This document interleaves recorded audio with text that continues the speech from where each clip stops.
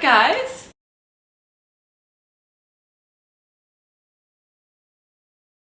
Welcome back to my channel.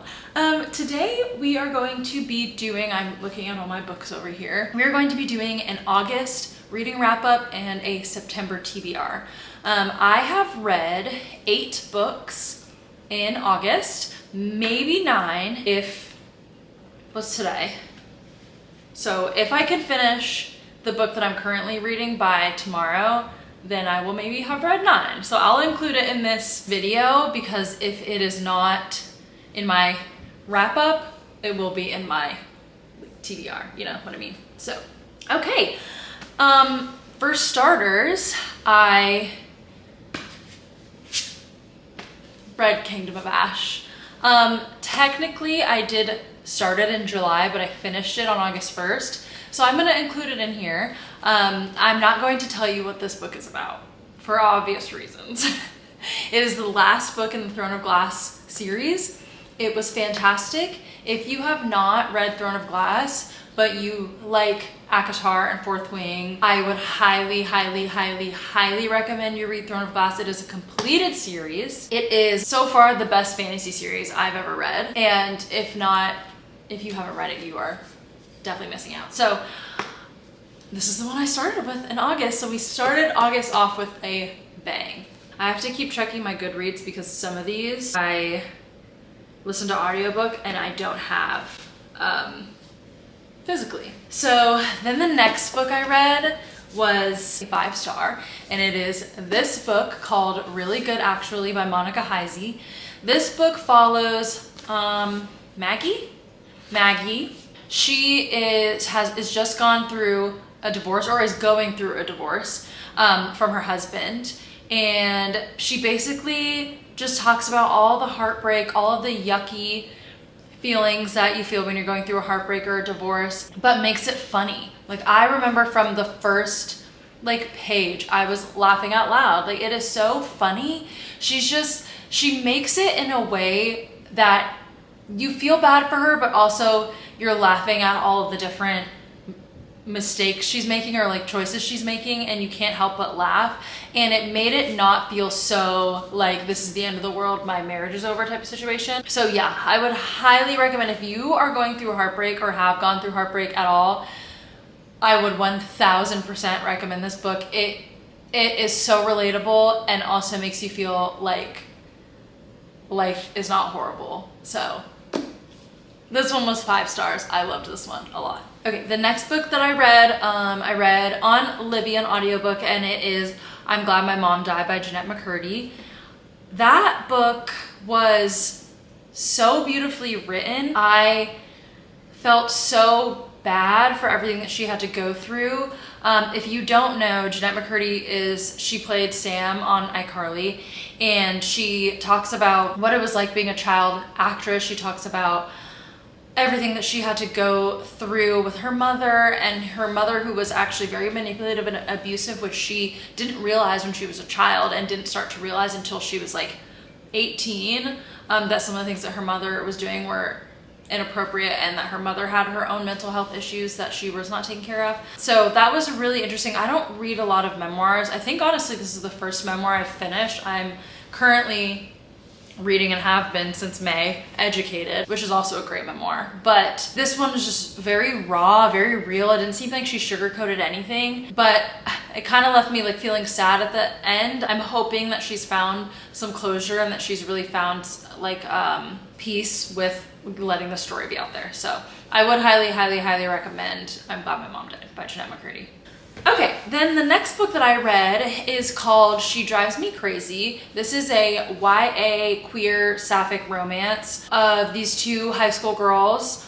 It starts with Scotty. She's a basketball player, and she ends up, her girlfriend ends up breaking up with her because she wants to go play basketball at another school that's better than their school, and they end up breaking up, and Scotty's really heartbroken over it, and she ends up getting in a car accident in the parking lot at school with this head cheerleader who months prior played a prank on Scotty and got her car towed. So they do not like each other. Irene is the head cheerleader.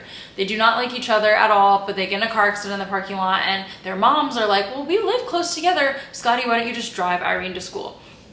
Once she starts driving Irene to school and being friendly with her, people start showing up at the like women's basketball games, the women's basketball practice, which they never do. They only ever go to the men's. And so Scotty is like, oh my gosh, like we need to continue riding together or continue to be friends so that we can keep getting people to come to our games. Irene discloses that she needs help paying for the repairs on Scotty's car, and that if she doesn't pay for the repairs, her mom is not going to let her go to like the college that she wants to go to. So Scotty is like, okay, how about we fake date, because it's been really beneficial for me and my basketball team, and I will pay for the repairs on the car.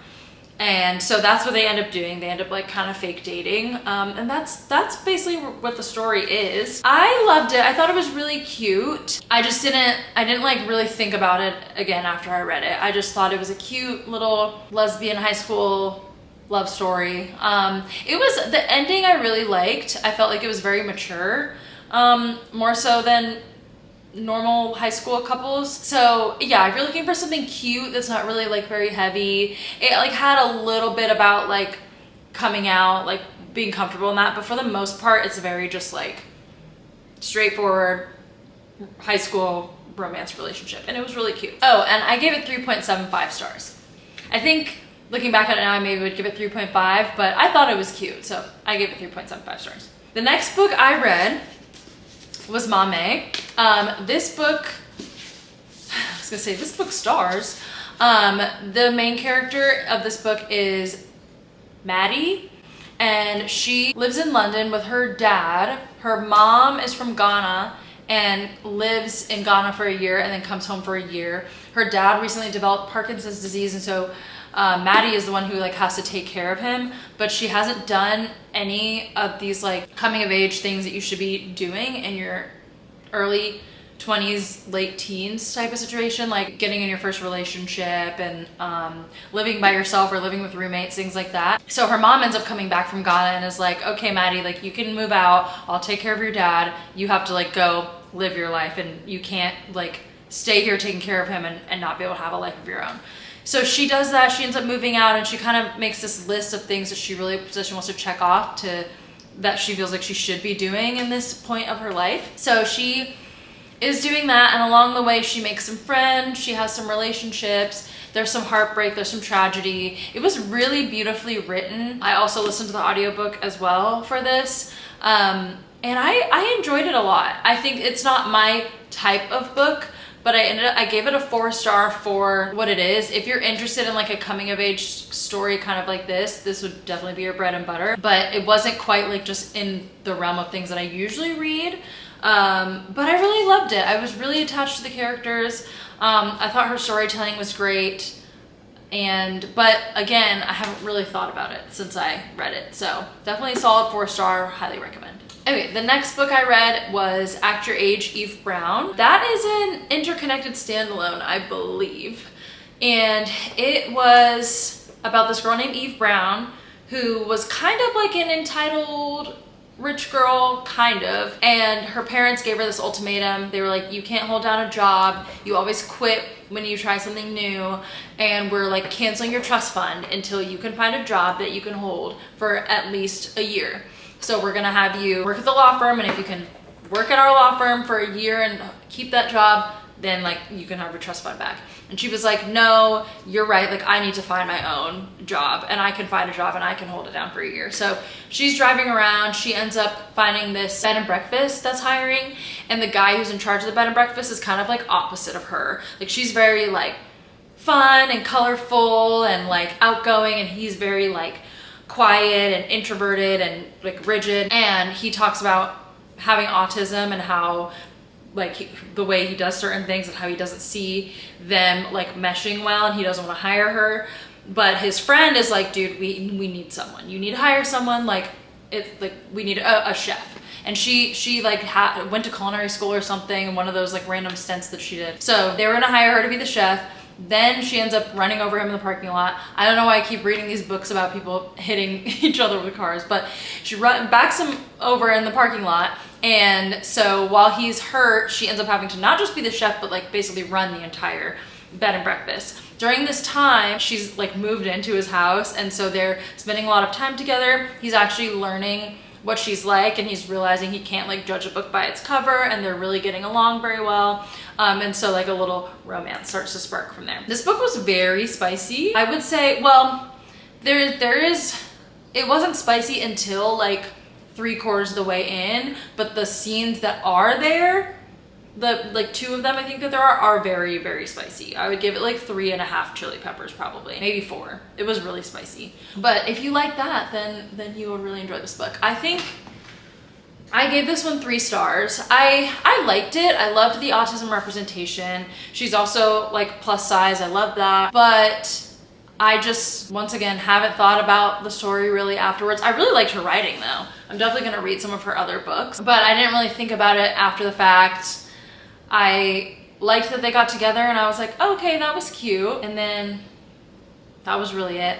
I wasn't really like a huge fan of like the couple long term. I liked it though. I thought it was cute. Okay, so the next book that I read was Assistant to the Villain. This was part of these next 2 books. Both of these were part of the Reading the Rainbow Challenge that I have going on right now. I started the series with purple books, and so this first one was Assistant to the Villain, and I realized in that video, that vlog, which is up now by the way, so you can go watch it if you'd like. I'll link it down in the description below. I never once said what Assistant to the Villain is about, because with these like viral book talk books, I just always assume that everyone knows what they're about. But this book follows Evangelina, or Evie, and she is the sole caretaker of her family for her dad and her little sister. And basically she loses her job, which for an unforeseen reason, but we do find out later in the book. And so she needs to find a job, and she's walking in like along the perimeter of the woods where the villain is supposed to live or control.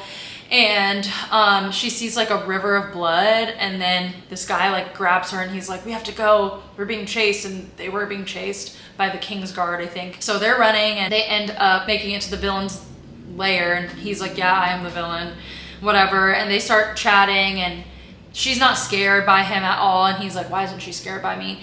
And so he ends up offering her a job to be his personal assistant. Flash forward to 6 months later, she's like actively working as his assistant, and they find out that there's someone inside who is like a mole, who's like trying to sabotage them from the, sorry, cats are being weird, trying to sabotage them from the inside, and they need to figure out who it is. So him and Evie are working together to kind of figure out who the mole is, and it was a like really, really great story. And then at the end there's like a twist that I wasn't expecting, which I really loved. And if you go watch the video, like you will see my jaw was on the floor. I was like, oh my god. But I loved the villain's perspective. I loved his point of view. And it made me really excited to read the second one. This was like a very surprising, because trying to read it, like physically read the pages, I was liking the story when I was reading it, but I wasn't feeling like happy to pick it up, and I couldn't get through it. But when I put the audiobook on, I absolutely flew through it, and I really, really, really enjoyed it. I mentioned in that video that it reminds me of Once Upon a Broken Heart, which I liked, but I liked this better than that. And maybe it's because, like I said, both of their names were Evie or Evangeline or whatever, but I think this book was very well done. It's really cute, and just like funny and silly, and I really liked it, so I definitely want to read the second one. And then the last book that I read in August is One True Loves. This book follows Lenore. She is a high school student, like straight A student. She goes to an arts high school, but she doesn't know what she wants to do. She kind of like sticks her finger into any, what's the phrase? Tosses her hat into the, no. Whatever. She tries a bunch of different like art forms, painting, photography, fashion. She cannot commit to like which one she wants to do for the rest of her life. So she decides when she gets into NYU which she lives in LA, and she's making a huge change, leaving all her friends and family to go to New York to study art history. And her parents are like, you don't like art history. Like, if we're going on this cruise for 2 weeks, the whole family, and by the end of those 2 weeks, you need to know what it is that you want to do for real and like declare your major for real. And she's like, oh my gosh, okay. So meanwhile, also, not meanwhile, but prior to, she was talking to this guy who said he wasn't allowed to date, but they were like hooking up on the side. And he ended up bringing some other girl to prom. So she started the summer and this trip like kind of heartbroken, and her best friend is like, you're gonna find love, you're gonna be in Italy. Like, she was like mentioning the Lizzie McGuire movie, like, this is what happened in this movie, that you're gonna find your true love, whatever. You gotta like throw your 2 coins in the Trevi fountain and you're gonna find your true love. So she does that, she throws her 2 coins in the Trevi fountain. She sees this guy at the fountain, she's like, oh, he's hot, like maybe this will work. Then he's gone. And then she goes to this team meetup and she sees him again, and he's like, hey, I came here, my ex-girlfriend's on this cruise, I want her to know like I'm doing fine, will you like pretend to date me? And because she was like, felt like she was hidden from the other guy, and like pretending to date or whatever, she was like, F you, no, I'm not doing that, whatever. And they were like, she didn't like him anymore. But then fast forward to later that night, they get paired, both the families get paired to eat dinner together, so that they have to eat dinner at the same table every single meal, like for the entire 2 weeks of the cruise. Their families get along super well. So then his family, his name is Alex, I'm pretty sure, his family asks her family to join them on every single excursion that they're going on this entire 2 weeks. So obviously Lenore can't be mad at Alex forever. Alex also decides he wants to help her figure out like what it is exactly that she wants to do, and they kind of get to know each other, and a little romance sparks from that as well. I gave this one 3.5 stars. I really liked it. I could maybe bump that up to 3.75. I just thought it was like, it was really cute. She's super relatable character, which I loved, but I didn't like really I feel like they didn't build up the 2 love interests. Like, I like a little bit of yearning for like a little bit longer.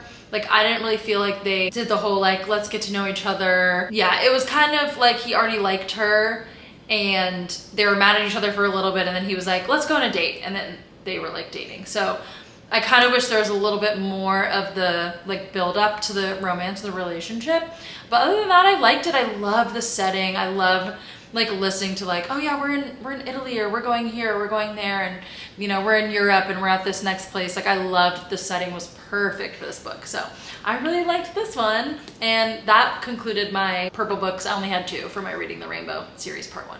And now I'm currently reading, so I don't know if I have finished this by the time I post this video. I will put my star rating up here and you'll see what I rated it. If I don't, then consider it a part of my September TBR, because I am gonna finish it. It's probably just not gonna be tomorrow. But this book, I'm really enjoying this one so far. This is about a girl named Kiki Banjo, and she is a host of this like radio show called Brown Sugar, and she considers herself like the queen of the F-boys. She's like, I know all their plans, I know all their moves, I know everything, and I will never be manipulated by them because I know all their moves, and like I'll be one step ahead of them at all times. Until this new guy, Malachi shows up at school, and she thinks that he's gonna be the same as all these guys, but he's not. He's respectful and he apologizes, and he's just not the college F-boy type guys that she's used to.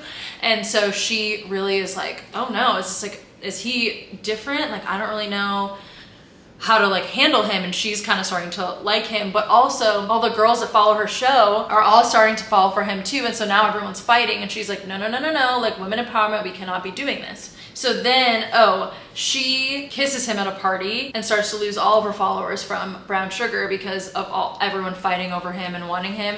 And so they end up having to, well, it seems like, I'm not there yet, but it seems like they're gonna have to fake date to kind of like save both of their reputations, and so she can save her show.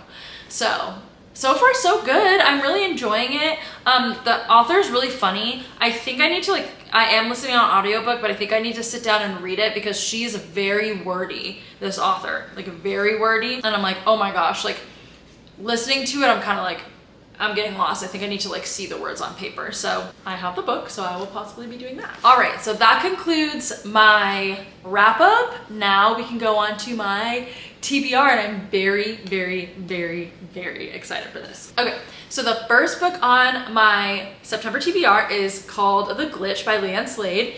I think there's been a glitch. Oh yeah. If you don't know, Leanne Slade is one of my new favorite authors. She wrote The Rebound, which I read in July, and then she wrote Told You So, which I also read in July. Her books are like Audible exclusives, or like if you have an Audible subscription, they're already on there for free that you can listen to them. And I listened to The Rebound, and it was like 5-star, one of the first 5-star books that I had. It was amazing. So when she announced that she had a new one coming out, I was like, oh, shoot that up to the top of the TBR. Shoot it right up to the top of the TBR. I'm so excited. I'm gonna read to you what it's about. So it says, oh, also, it's narrated by Daisy Edgar Jones and Sam Claflin. I shrieked when she posted that on Instagram. I shrieked, like literally perfect. So this says, 5 years earlier, Henry Dunn knows 3 things: that agreeing to host this raucous house party was a terrible idea, that he absolutely cannot show up to his nursing shift tomorrow with a hangover. Oh, that's so relatable. And that the beautiful redhead in the corner will be sleeping in his bed tonight. But what he doesn't know is that Grace Monroe, the ambitious and fiercely independent chef catering the party, is about to walk a tray of cream cheese appetizers straight into his chest and turn his world upside down. Now, the workaholic with a reputation for keeping things casual is planning romantic dates and meeting the family. Utterly smitten, Henry now knows something else, that Grace is the one and that absolutely nothing could come between them. Present day, Grace Monroe is 1 day away from 30, her restaurant has been declared bankrupt, her beloved grandmother has been rushed to the hospital, and she's now sobbing in a packed train station. The only way life could get worse is having Henry Dunn, the man who showed her what true love and heartbreak feels like, see her like this. And there he is, wordlessly watching her from the opposite escalator. A bottle of wine, an erratic wish later, Grace wakes up to one hell of a life glitch. It's 5 years earlier, her 25th birthday, and she's got picture-perfect memory of the missing years. Grace's plan is clear: save her doomed career and prevent the worst heartache she's ever known. All she needs to do is stop history repeating. Easy, right? I can't wait. I literally can't wait. Leanne Slade, her writing is so good. It's so good. I am obsessed. So that is gonna be number 1. September 1st rolls around, or once I finish Honey and Spice, I am diving into the glitch. That's the first one. The next book that I'm going to read is, of course, Apprentice to the Villain. This is the sequel to Assistant to the Villain. I haven't read the back of it yet, and I don't know if I can really say anything because it's the second one, so I won't, but I'm very excited to read the sequel. So now the next few books on my TBR are going to be part of the Reading the Rainbow Challenge, so we're moving on to pink books. I may have snuck this one in here. This one, it's multicolored, but like it's kind of pink. It's got some pink in there, so this is gonna be part of the Reading the Rainbow pink, because otherwise, like, I don't have a multicolor section. Like, you know, like Mame is part of like yellow, reddish, you know, like I wouldn't know where to put this one, so it's going in pink. And I'm doing that also because we're about to end summer and I want to read this book before summer is over. So this book, 4 dates, a kiss, and a breakup, that's all it will take to find their soulmate. When it comes to love, Emma is cursed. Every guy she dates finds his true love after they break up. But it turns out she's not the only one afflicted with this condition. His name is Justin, and his Reddit thread about being love's good luck charm has gone viral. Now the two have come up with an ingenious plan. If they date each other, their curses will cancel out and they'll go on to find their soulmate. Only Justin wasn't supposed to be so unbelievably cute and hilarious. But when Emma's toxic mother shows up and Justin has to assume guardianship of his 3 siblings, they're suddenly navigating a lot more than they expected, including catching real feelings. Has fate finally brought the perfect pair together, or will their cure be way more hazardous than the curse itself? This sounds really good, and I've heard a lot of great things about it, so I really want to get this one done before the summer is over, and I am predicting that this is going to be a 5-star, so we'll see. Keeping with the pink book theme for this series, I'm reading One Last Stop. I am so excited, and then I pulled this book out and look. Wait, can you see it? I got this book for $6. That is amazing. I am very excited. Red, White, and Royal Blue was like my favorite book that I read last year, and I watched the movie probably like 10 times. One time I watched it, it went off, and I immediately started it over. I eat, sleep, and breathe that movie. The book is also fantastic. So, and then, oh my God, because of that movie, there's a scene where they're like at a lake house, and I think it's Alex. is reading One Last Stop. And I was like, literally. So because she advertised her own book in the movie, obviously I have to read it. And because of that, I feel like I'm gonna love her as an author in general, because I'm obsessed with red, white, and royal blue. So let's read what this one's about. For cynical 23-year-old August, moving to New York City is supposed to prove her right. That things like magic and cinematic love stories don't exist, and the only smart way to go through life is alone. She can't imagine how waiting tables at a 24-hour pancake diner and moving in with too many weird roommates could possibly change that. And there's certainly no chance of her subway commute being anything more than a daily trudge through boredom and electrical failures. But then there's this gorgeous girl on the train, Jane. Dazzling, charming, mysterious, impossible Jane. Jane with her rough edges and swoopy hair and soft smile, showing up in a leather jacket to save August's morning when she needs it the most. August's subway crush becomes the best part of her day, but pretty soon she discovers there's one big problem. Jane doesn't just look like an old school punk rocker, she's literally displaced in time from the 1970s, and August is going to have to use everything she tried to leave in her own past to help Jane. Maybe it's time to start believing in some things after all. Casey McQuiston's One Last Stop is a magical, sexy, big-hearted romance where the impossible becomes possible as August does everything in her power to save the girl lost in time. Oh my god, I am literally screaming. Oh, I can't wait. I'm so excited. I'm so excited for this book. The next book that I'm also going to try to get to in the Pink book series is Late Bloomer. I bought this book specifically because, well, I picked this book up specifically because I saw the cover at Target and I was like, this slaps. This cover is so beautiful. It slaps. Oh, and it has a blurb from Allie Hazelwood that says, Maisie Edding's writing is authentic, emotional, and intensely romantic. To me, it's like a Taylor Swift song in book form. And if you know anything about me, I love myself some Taylor Swift. So anything about Taylor Swift, I am the easiest person to get sold on anything if it mentions Taylor Swift. So many people will use like Taylor Swift in their marketing. I don't care, I'm gonna eat it up. I'm gonna eat it up, and that is why I saw this cover, read that, and I was like, sold, absolutely sold. So, winning the lottery has ruined Opal Devlin's life. After quitting her dead-end job where she'd earned minimum wage and even less respect, she's bombarded by people knocking at her door for a handout the second they find out her bank account is overflowing with cash. And Opal can't seem to stop saying yes. With her tender heart thoroughly abused, Opal decides to protect herself by any means necessary, which to her translates to putting almost all of her money into buying a failing flower farm in Asheville, North Carolina, to let the flowers live out their plant destiny while she uses the cabin on the property to launch her artistic career. But her plans for isolation and self-preservation go hopelessly awry when an angry, albeit gorgeous, Pepper Bowden is waiting for her at her new farm.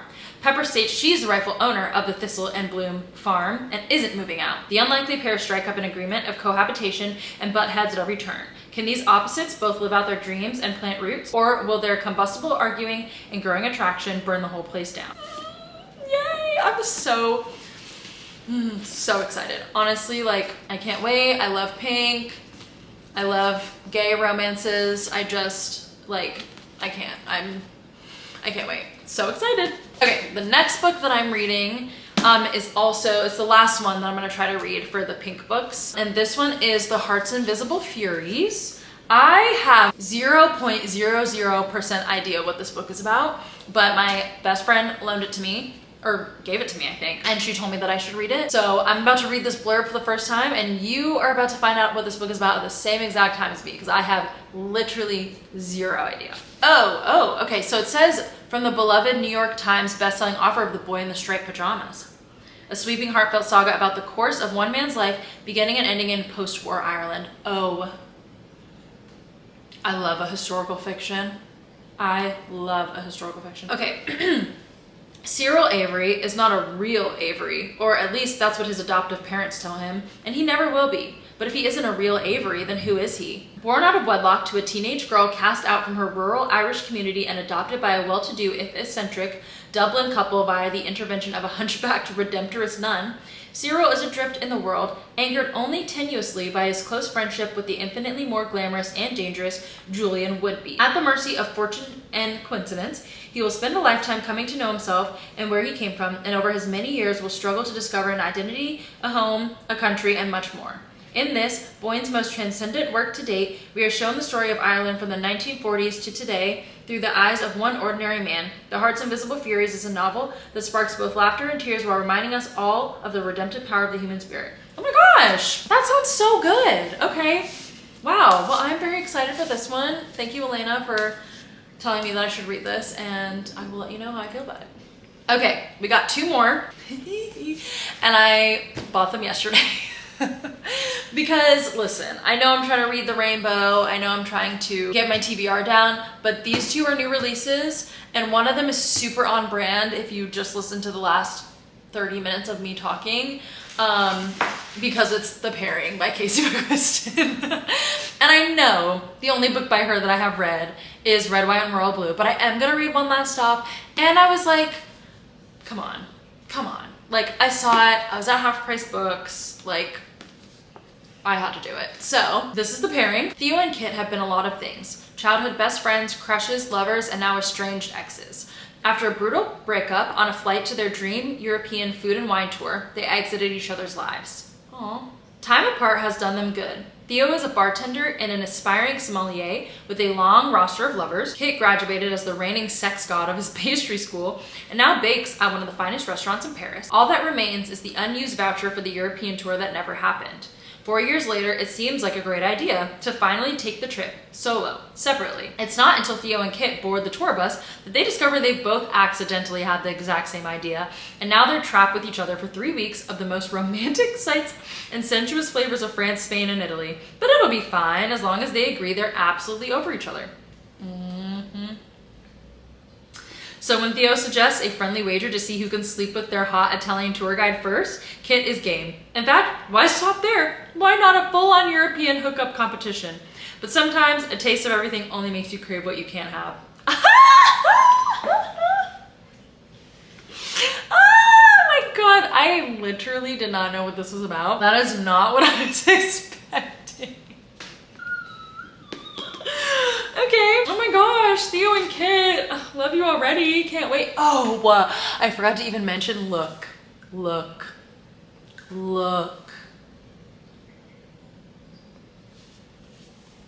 Can you even stand it? Can you even stand it at all? I cannot. It says some things taste better together. Screaming, I cannot wait. Okay, last but not least, we've got Henry's story, which I've been waiting for since I first read Icebreaker. This is the 3rd book in like the Icebreaker world. I think it's all Maple Hills world. This one just came out, and low-key it's kind of like purple, so I should just hurry up and read it before I start the pink books, right? Okay, but if you haven't read Icebreaker or even Wildfire, I feel like, well, mostly Icebreaker, like, you don't have to read them all together, but you will like see the relationship of the other characters in the books when you read them. So if you don't want to know about the relationships that form, then read those other ones first. But if you don't care, and they're just like little cameos, so it's not like a huge deal, but they do get mentioned. Okay, when his procrastination lands him in a difficult class with his least favorite professor, Henry Turner knows he's going to have to work extra hard to survive his junior year of college. And now with his new role as captain of the hockey team, Henry absolutely cannot fail. Enter Hallie Jacobs, a fellow junior whom Henry befriends when he accidentally crashes her book club. Hallie may not have the romantic pursuits of her favorite fictional leads or the experiences for the novel she's trying to write, but she's an academic superstar, and as soon as she hears about Henry's problems with the class, she offers to help. She knows that new experiences are the key to beating her self-doubt, and Henry's promising to be the one to give them to her. They just need to stick to their rule book, where item 4 reads, "Don't fall in love." Henry is like a favorite in like Icebreaker, like everyone loved him. Also, I think he's black, which I don't remember. I honestly, forgive me, authors, please forgive me. Whenever you're describing a character, I read it and then I immediately forget. And whatever I think my character is like what they look like. Like truly, It is so bad. So if there's a cover with the people on it, then I'm like, okay, I know like what they look like and I'll look back for reference. But if you're describing a character, I'm like, oh yeah, great, she's cute, whatever. And then it immediately leaves my brain and I have a completely different picture. So I do not remember her describing Henry as dark, tan, curly hair. And you know what? I bet you she did. I 1000% I bet you that she did. But I was not expecting this man right here. Who illustrated this? Lenny Kaufman? Girl, you slayed. You slayed with this man. You absolutely slayed. Oh. And might I add, when she first released this cover, might I add that I do believe, and I could be wrong, but I do believe we are wearing the folklore cardigan. I do believe that is a folklore cardigan.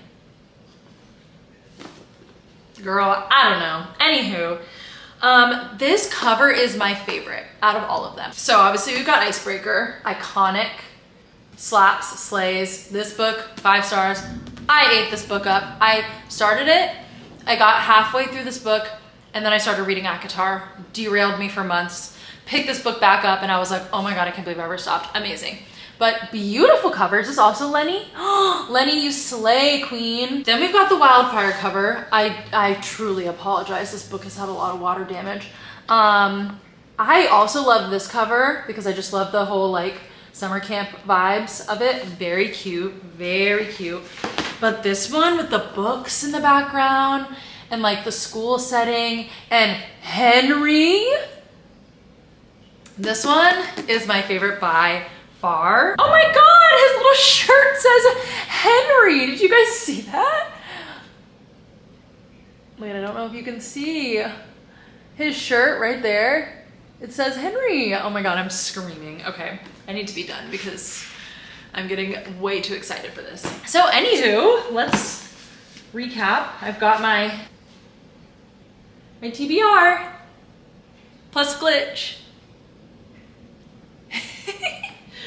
Which I'm very excited for, yay! Okay, well, thank you so much for watching my August wrap up of my September TBR. If you want, you can follow my Instagram, it's bookish.brene. And yeah, like, subscribe, please. And then if you made it all the way to the end, can you comment some pink and red books that you think that I should read? Hopefully they're on my shelf, because if you tell me that I have to read a book that's pink or red, and then I have to go buy it, that kind of defeats the purpose. But maybe I'll read it on Kindle and just keep going along with the theme, you know? So if you have any pink or red books that you recommend for me, please comment down below so I can do that for my next video.